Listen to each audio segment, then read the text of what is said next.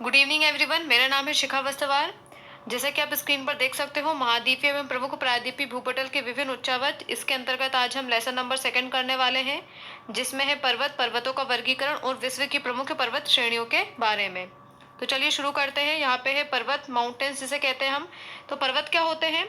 पृथ्वी की सतह पर द्वितीय क्रम के उच्चावच हैं। ये ऐसे ऊंचे स्थल भाग है जिनका पार्श्व ढाल तीव्र और शिखर क्षेत्र संकुचित होता है। पार्श्व ढाल इनका क्या होता है? तीव्र होता है, और इनका जो शिखर क्षेत्र है वो क्या होता है? यहाँ पे आके संकुचित हो जाता है।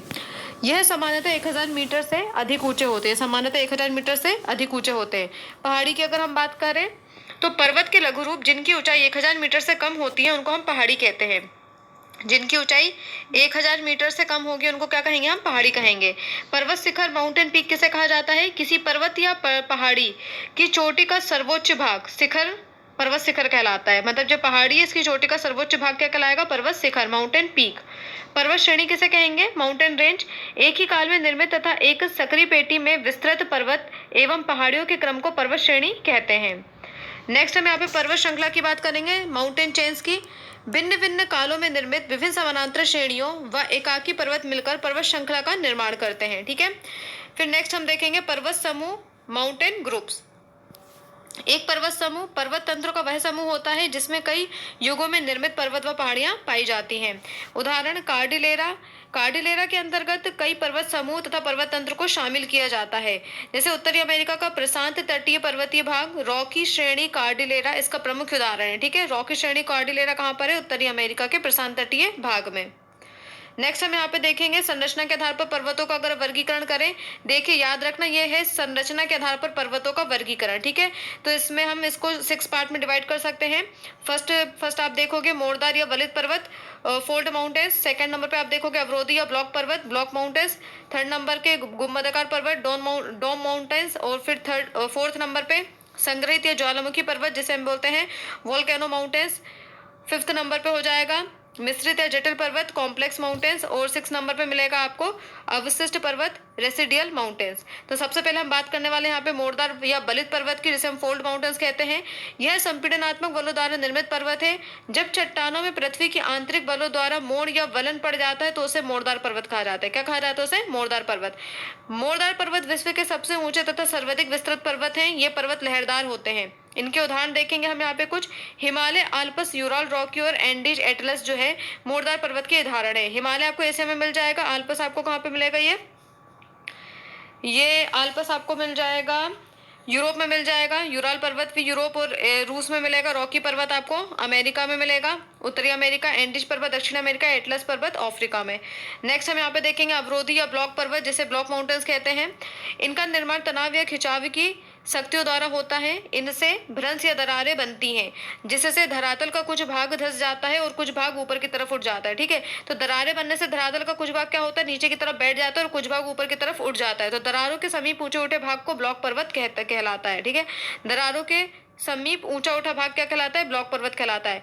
भ्रंशों के निर्माण से संबंध होने के कारण इसे भ्रंशोत्थ्य पर्वत भी कहते हैं। ठीक है, विश्व का सबसे अधिक विस्तृत ब्लॉक पर्वत कैलिफोर्निया का सियरा नेवादा पर्वत है। कौन सा? कैलिफोर्निया का सियरा नेवादा पर्वत विस्तृत ब्लॉक पर्वत का एक उदाहरण है। यहाँ पे हम कुछ उदाहरण देखेंगे। संयुक्त राज्य अमेरिका का वसाज रेंज और यूरोप में वासडेस तथा ब्लैक फॉरेस्ट पर्वत और पाकिस्तान का सॉल्ट रेंज इस ब्लॉक पर्वत के उदाहरण है। नेक्स्ट हम यहाँ पे थर्ड नंबर पे देखेंगे गुंबदाकार पर्वत। ज्वालामुखी क्रिया एवं स्थल में उभार के कारण इनकी उत्पत्ति होती है। उदाहरण देखेंगे हम यहाँ पे संयुक्त राज्य अमेरिका का सिंसिनाटी उभार, ब्लैक हिल्स और विग हॉर्न्स। ठीक है, इसके कुछ उदाहरण हैं। फिर फोर्थ नंबर पे हम देखेंगे संग्रहित या ज्वालामुखी पर्वत। तो ज्वालामुखी के उद्गार से निकलना लावा, विखंडित पदार्थ तथा राखजोड़ आदि के क्रमबद्ध अथवा असंबद्ध एकत्रीकरण के फलस्वरूप इन पर्वतों का निर्माण होता है। इन पर्वतों के उदाहरण हैं जापान का फ्यूजियामा और इक्वेडोर का कोटोपेक्सी। इसके कुछ उदाहरण हैं किसके? ज्वालामुखी पर्वत के। नेक्स्ट हम यहाँ पे फिफ्थ नंबर पर देखेंगे मिश्रित या फिर जटिल पर्वत जिसे हम कॉम्प्लेक्स माउंटेन्स कहते हैं। तो जब किसी पर्वत में बनावट संबंधी अनेक जटिलताएं पाई जाती हैं तथा सामान्यतः चट्टानों के मिश्रित रूप पाए जाते हैं तो इस प्रकार के पर्वतों का निर्माण होता है। किस प्रकार के? जटिल पर्वतों का निर्माण होता है। उदाहरण देखेंगे हम यहाँ पे यूएसए का सियरा नेवादा तथा नांगकोडा श्रेणी जटिल पर्वत के कुछ उदाहरण हैं। फिर 6 नंबर पे हम देखेंगे अवशिष्ट पर्वत। ये मौलिक पर्वत नहीं है। अपर्दन की शक्तियों द्वारा जब प्रारंभिक पर्वत घर्षित हो जाते हैं तो घर्षित पर्वत या अवशिष्ट पर्वतों का निर्माण हो जाता है।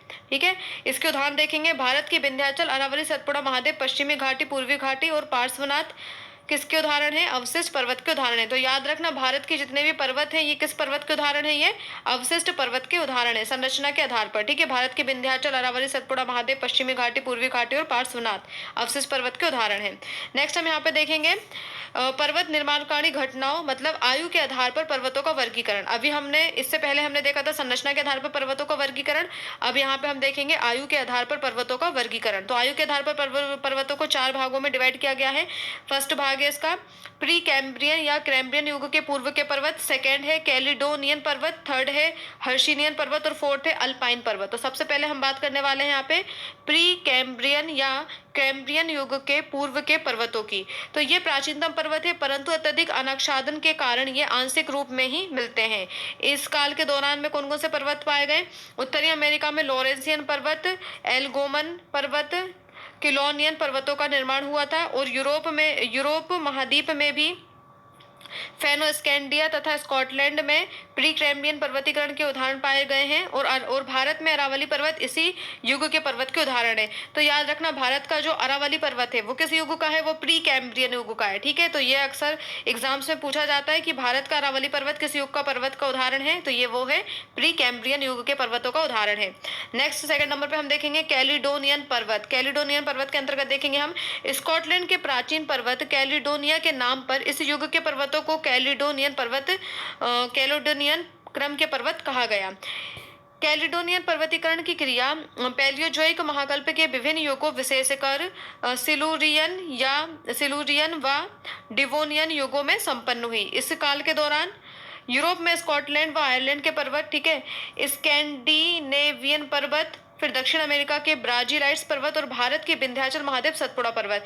तो अब याद रखना कि भारत के विंध्याचल महादेव और सतपुड़ा पर्वत जो है वो किसके उदाहरण है? वो है कैलिडोनियन पर्वत के उदाहरण। ठीक है, तो आयु के आधार पर जो भारत के विंध्याचल महादेव, सतपुड़ा पर्वत जो है वो किस पर्वत के अंतर्गत आएंगे? वो कैलिडोनियन पर्वत के अंतर्गत आएंगे। नेक्स्ट हम देखेंगे थर्ड नंबर पे हर्षिनियन पर्वत।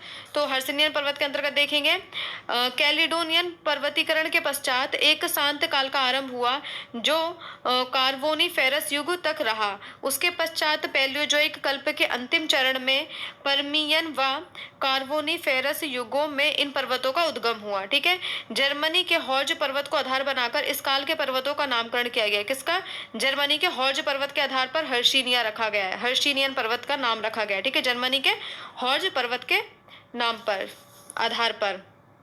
इस काल के दौरान यूरोप में फ्रांस का ब्रिटेनी पर्वत, वासडेस पर्वत, ब्लैक फॉरेस्ट पर्वत और फ्रैंकेनवाल्ड पर्वत इसके कुछ उदाहरण हैं। फिर एशिया में अल्ताई, तिएनशान, नानशान, अलाई व ट्रांस अलाई, अमूर और गोबी के पर्वत इसके उदाहरण हैं। और उत्तरी अमेरिका में अपलेशियन पर्वत जो है हर्षिनियन पर्वत का एक उदाहरण है। नेक्स्ट हम देखेंगे फोर्थ नंबर पर देखेंगे यहाँ पे अल्पाइन पर्वत और टर्शियरी पर्वत। अल्पाइन पर्वत, टर्शियरी पर्वत के अंतर्गत देखेंगे हर्षिनियन पर्वतीकरण के पश्चात एक लंबा शांत काल रहा जो मेसोजोइक महाकल्प के प्राय अंत तक रहा। इस महाकल्प के अंतिम समय में पर्वतीकरण की प्रक्रिया पुनः प्रारंभ हो गई, परंतु अधिकतम पर्वत इसके बाद के सेनोजोइक महाकल्प यानी टर्शियरी युग के विभिन्न युगों जैसे इयोसिन, ओलिगोसिन, मायोसिन व प्लायोसिन में ही निर्मित हो सके। अतः अल्पाइन पर्वतों को टर्शियरी पर्वत भी कहा जाता है। इस युग के पर्वतों को अल्पाइन क्रम के पर्वत का नाम यूरोप के आल्प्स पर्वत के नाम पर दिया गया था। ठीक है, इसका नाम काय पे पड़ा था? यूरोप के आल्प्स पर्वत के नाम पर। अल्पाइन पर्वतीकरण के फलस्वरूप प्राय हर महाद्वीप में विस्तृत तथा मोड़दार पर्वतों का निर्माण हुआ। इस काल के दौरान उत्तरी अमेरिका में रॉकी पर्वत, दक्षिण अमेरिका में एंडीज पर्वत, यूरोप में अल्पाइन पर्वत क्रम मुख्यतः आल्प्स, डिनोरिक आल्प्स, फिर कॉर्पेथियन, पिरेनीज, बाल्कन, काकेसस, कैंटेब्रियन और एपिनाइड। अफ्रीका में एटलस पर्वत, एशिया में हिमालय व पामीर की गांठ से निकलने वाले नवीन मोड़दार पर्वत जाग्रोस, एल्बुर्ज, कियूनन लुन, काराकोरम आदि और म्यांमार का अराकान योमा और पूर्वी एशिया के मोड़दार पर्वत और ऑस्ट्रेलिया के ग्रेट डिवाइडिंग रेंज इसके कुछ उदाहरण हैं। किसके? अल्पाइन पर्वत के कुछ उदाहरण हैं। नेक्स्ट हम यहाँ पे बात करेंगे Cordillera, Cordillera de los Andes विश्व की सबसे लंबी पर्वत श्रृंखला है, ठीक है। कार्डिलेरा डी लॉस मतलब एंडीज जो पर्वत है जो दक्षिणी अमेरिका में है वो विश्व की सबसे लंबी पर्वत श्रृंखला है। तो सबसे लंबी पर्वत श्रृंखला में सबसे लंबी है एंडीज पर्वत, फिर से उससे छोटा है रॉकी, फिर उससे छोटा है हिमालय, फिर उससे छोटा है ग्रेट डिवाइडिंग रेंज, ठीक है। तो ये घटते क्रम में दिए हैं, पहला एंडीज सबसे बड़ी सबसे लंबी पर्वत श्रृंखला है, फिर रॉकी, फिर हिमालय, फिर ग्रेट डिवाइडिंग रेंज उससे छोटी, ठीक है। तो ये घटते क्रम में दिए हुए हैं। फिर हिमालय जो है विश्व की सबसे ऊंची पर्वत श्रेणी है, और हिमालय क्या है, विश्व की सबसे ऊंची पर्वत श्रेणी, ठीक है। ये सबसे ऊंची होती है और लंबी इस तरीके से होती है। तो हिमालय जो है विश्व की सबसे ऊंची पर्वत श्रेणी है। विश्व की सर्वोच्च पर्वत चोटी एवरेस्ट जो है 8,848 मीटर इसी श्रेणी में स्थित है। तो हिमालय की सबसे ऊंची चोटी कौन सी है, माउंट एवरेस्ट, ठीक है। और उसकी ऊंचाई कितनी है, 8,848, जो विश्व की सबसे ऊंची लंबी चोटी है, ठीक है। सबसे ऊंची लंबी चोटी है, सबसे ऊंची चोटी है माउंट एवरेस्ट, ठीक है।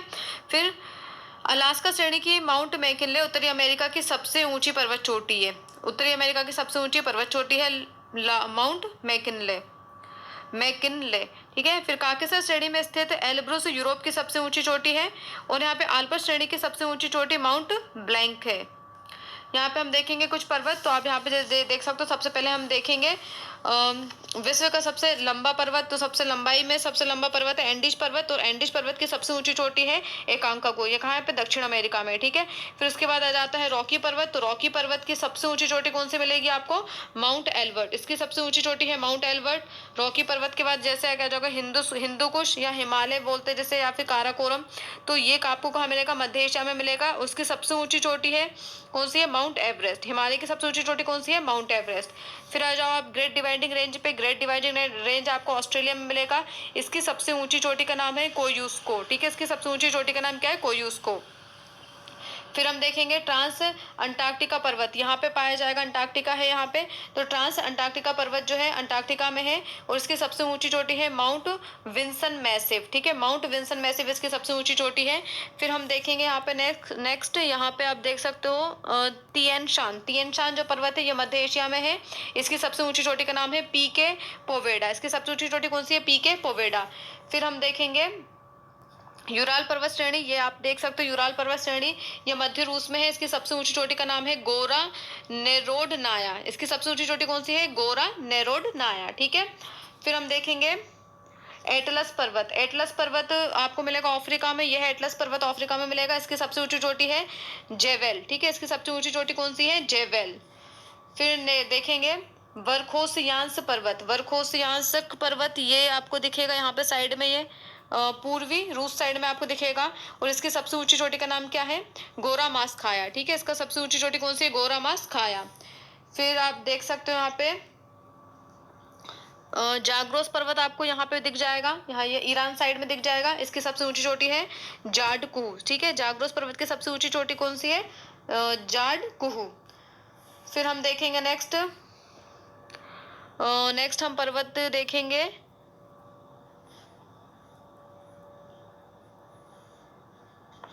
काकेशस पर्वत जो है आपको यहाँ पे मिल जाएगा, यहाँ पे नहीं दिया हुआ है पर ब्लैक सागर और ये कैस्पियन सागर के बीच में मिलेगा आपको काकेशस श्रेणी, ठीक है। ये रूस में मिलेगी आपको। इसकी सबसे ऊंची चोटी है एल्ब्रुस, ठीक है। इसकी सबसे ऊंची चोटी कौन सी है, एल्ब्रुस। फिर हम देखेंगे अलास्का आपको यहाँ पे मिलेगा। अलास्का की सबसे ऊंची चोटी है, ये संयुक्त राज्य अमेरिका में है अलास्का, और इसकी सबसे ऊंची चोटी है माउंट मैकिनले, ठीक है। माउंट मैकिनले इसकी सबसे ऊंची चोटी है। उत्तरी अमेरिका की सबसे ऊंची चोटी है माउंट मैकिनले। फिर हम यहाँ पे देखेंगे, फिर हम